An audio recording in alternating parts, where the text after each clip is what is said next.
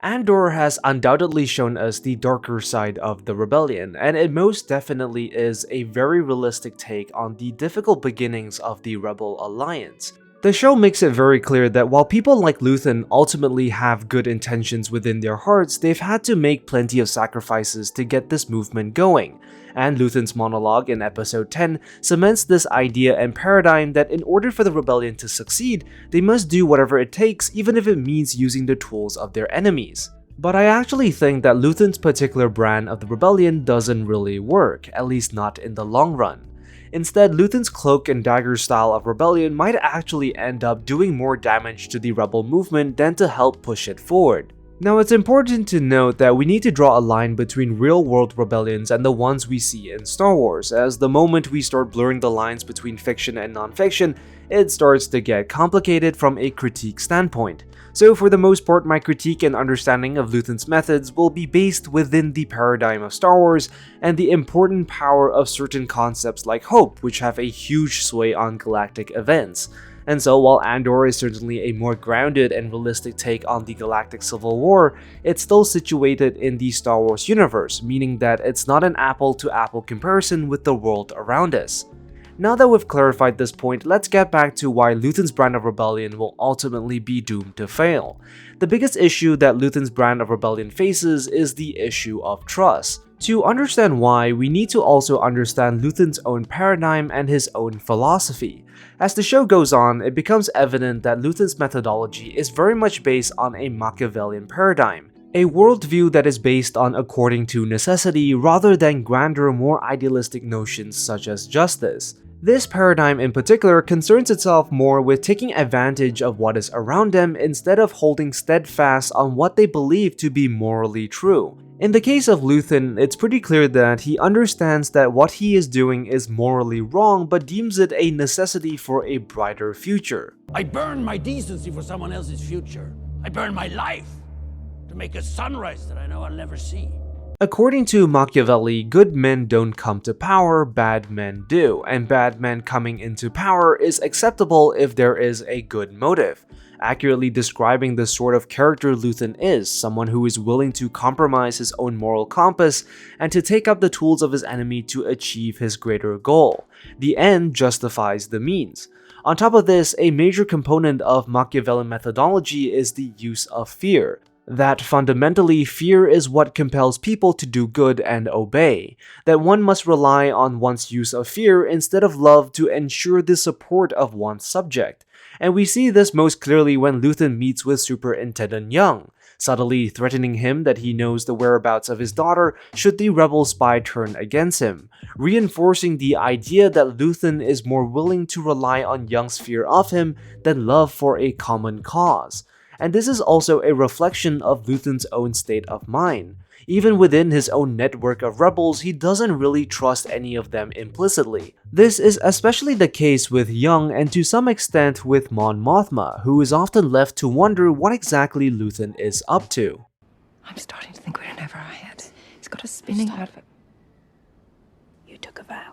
But herein lies the problem. Luthen's choice of method, while useful for staying outside the radar of the Empire, might not be as useful when it comes to rapidly expanding the movement across the galaxy. As we learn from Luthen's conversation with Saw Gerrera, Luthen is actively trying to bring different rebel cells with varying political positions together in the fight against the Empire. We need to pull together, Saw. Whatever our final version of success looks like, there's no chance any of us can make it real on our own.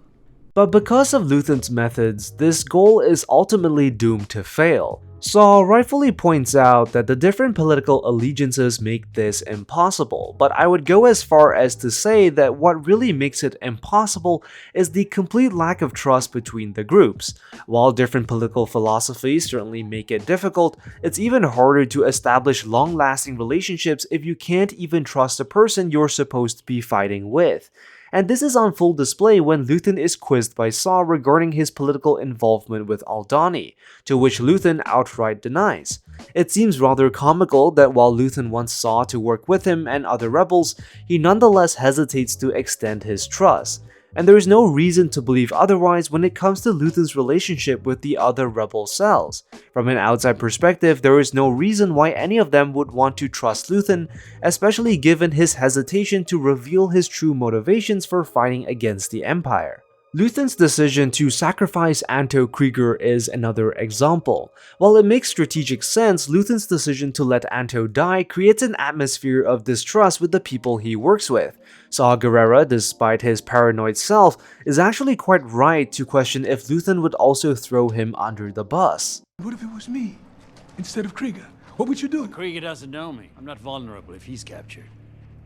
And while their interaction comes to an amicable end with Saw understanding Luthen's position, the same cannot be said for other rebel leaders. It's hard to imagine rebels like Mon Mothma or Princess Leia ever accepting such circumstances. Although Saw might be able to accept it, that's more the case that the guy is cut from the same cloth as Luthen. And this is perhaps the biggest problem with Luthen's strategy. His decision to use the tools and methods of his enemies ultimately blurs the lines between right and wrong, good and evil. It also blurs the lines between the Empire and the Rebellion. After all, if the Rebel Alliance intends to position itself as the opposite of the Empire, it's going to be pretty hard to make that believable if it acts in the exact same way. And the risk of Luthen's strategy is that the only allies you would be able to recruit are rebel extremists like Saw Gerrera, possibly alienating a broader coalition of rebels, alienating rebel cells like the Ghost Crew or Ahsoka and so on. Rebels who fight for an ideal while staying true to their own moral compasses. It's also equally important to consider the hearts and minds of the average person. As far as we can see, Luthen has no qualms about letting the Empire clamp down harder on its citizens if it means inciting a rebellion. A decision that Mon Mothma had plenty of trouble trying to come to terms with. And while Mon Mothma's concern stems from her empathy towards the people she is trying to serve, it also illustrates a broader point of how people would feel about the rebellion knowing that they took part in causing their suffering. The book Bloodline, which follows Princess Leia's journey 6 years before The Force Awakens, actually touches on this subject. In a conversation between Leia and a centrist senator, Ransel Casturfo, the senator brings up the atrocities committed by Saw Gerrera as a representation of the darker side of the rebellion. And in all fairness to Senator Ransel Casturfo, he is correct. It's hard to ignore the atrocities committed by fellow rebels when the rebellion has positioned itself as liberators of imperial tyranny. The senator's words reflect that the actions of the rebels have an impact on the day-to-day people, even negative ones. Which is why it also highlights that Luthen's strategy, which is based on the ends justifying the means, runs the risk of legitimizing the actions of rebel extremists, a legitimization that could sour the average person's opinion on the Rebel Alliance. In turn, this could possibly deny the Rebel Alliance valuable support from local populations both in terms of manpower and resources. If local populations begin to blame the rebellion for their hardships on the Rebel Alliance, then the movement is going to struggle to gain any traction. And the passage from the book Bloodline certainly proves this case. That while fighting the Empire is important, what is equally if not more important is to win the hearts and minds of the people. Marva's speech during the Andor finale I think nails home this point. During her speech, it's interesting to watch Luthen's reaction as he begins to realize what is happening around him. And it's pretty difficult to get a read on his emotions. But what's really interesting about this scene is that it stands in juxtaposition to Luthen's strategy. In this brief, short moment out in the open and in front of the Empire, Marva was able to unite and incite more people into open rebellion than what Luthen was able to accomplish. And the entire scene lays bare as to what the limitations of Luthen's strategy are. Marva's speech only works not only because the people of Ferrix had a collective grievance against the Empire, but it also works because she is a well-respected member of the community, a community which trusts her implicitly and is willing to act on her words even in death. A united rebellion that Luthen has thus far failed to achieve simply because there is no relationship to trust in. Another point that can also be made is that Luthen's choice of remaining in the shadows means that there is no leader in which the other rebel cells can gather around. There is nothing or no one that could unite the different rebel groups despite their inherent differences. There is no one who the rebels can place their hopes in. Rogue One, I think, ultimately brings the rebellion to something more recognizable and akin to what we know in A New Hope and Moving Forward, a movement based on hope and trust. Throughout the film, we follow Cassian, who is already well versed in what I assume are the methods Luthen teaches him. He is willing to throw others under the bus while operating in the shadows. There is a Machiavellian nature to him that isn't challenged until he meets Jyn Erso, who then brings him on this journey where he eventually finds himself fighting on nothing but hope. We've all done terrible things on behalf of the rebellion. And every time I walked away from something I wanted to forget, I told myself it was for a cause that I believed in. I couldn't face myself if I gave up now. Fundamentally, I think Luthen's methods, while not an outright failure, do falter on the most important component a rebellion needs, that component being hope.